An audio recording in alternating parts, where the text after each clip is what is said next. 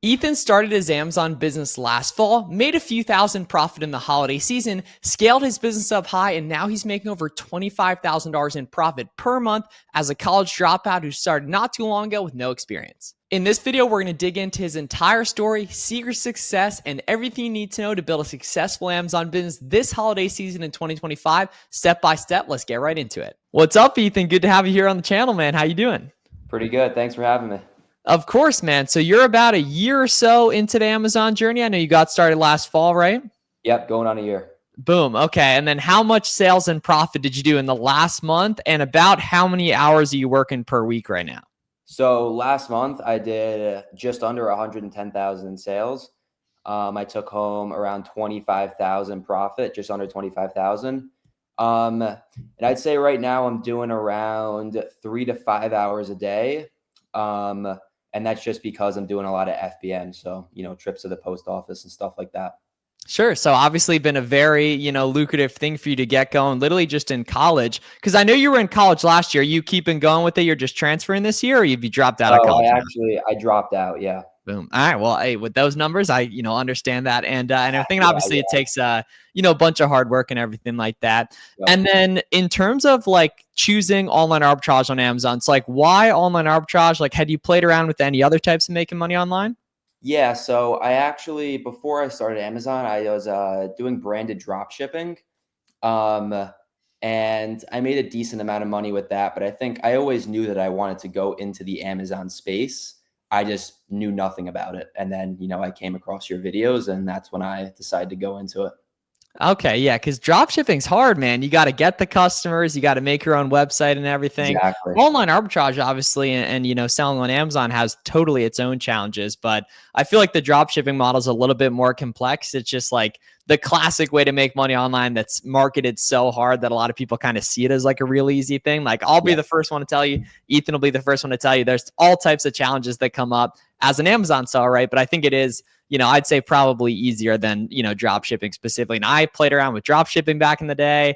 I spent a while reselling sneakers, did some affiliate marketing stuff and everything. And similar to you, I kind of found a home with, online arbitrage and everything too.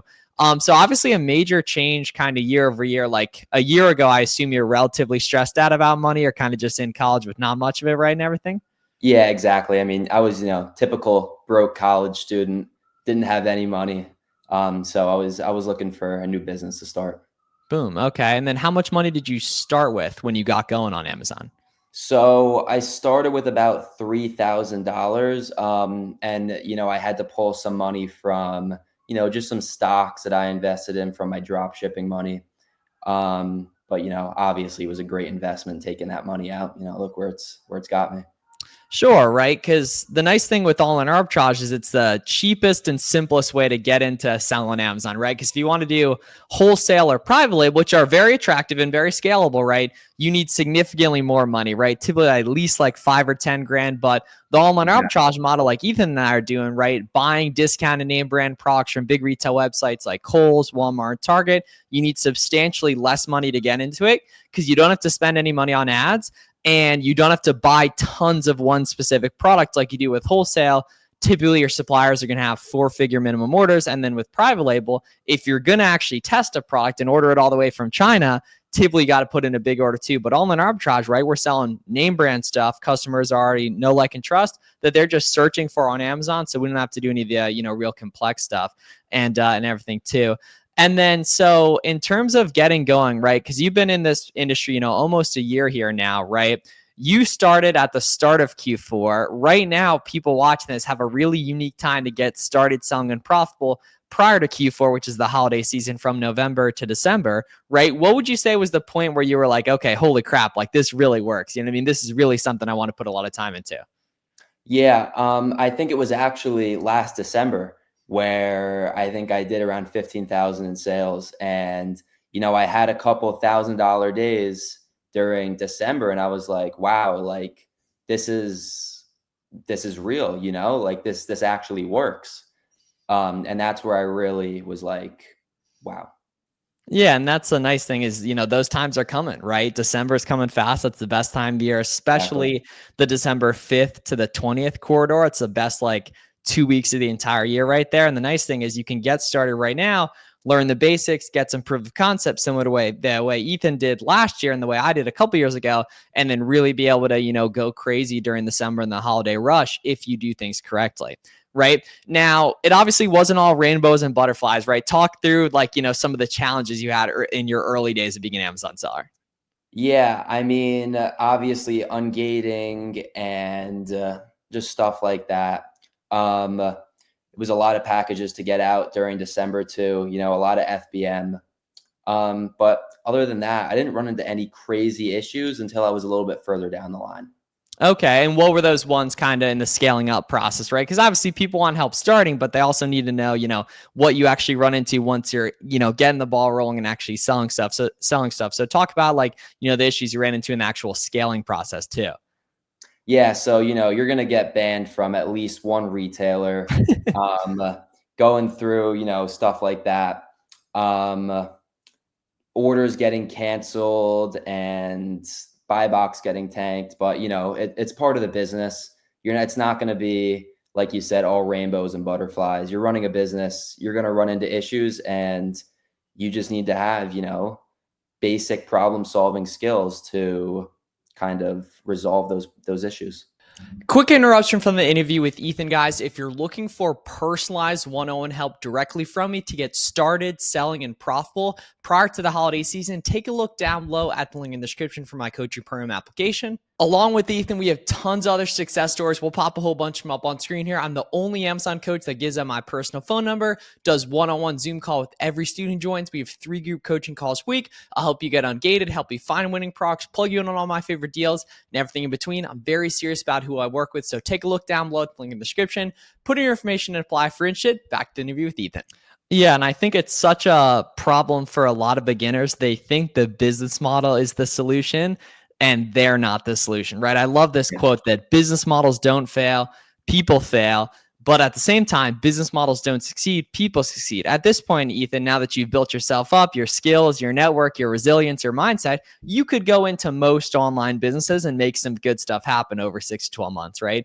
But the problem is a lot of beginners don't spend enough time. They don't wait to get some initial momentum. They don't get around other people, that are in the mix, that are doing good work, right? And that's something you did a great job of, being in the coaching program and, still literally working to this day. We're talking in the group chat, some of the guys earlier today. So let's talk about how the networking side of things has been really beneficial, just getting around other Amazon sellers that are crushing the game. Because I think that's such an important missing component for a lot of folks that are trying this out.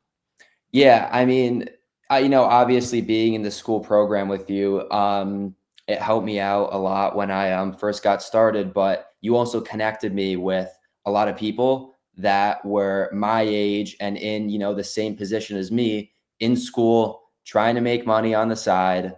And, that really helped me out. And like you were saying, I still talk to these people and work with them. I'm on calls with them every single day. So those relationships have definitely helped me.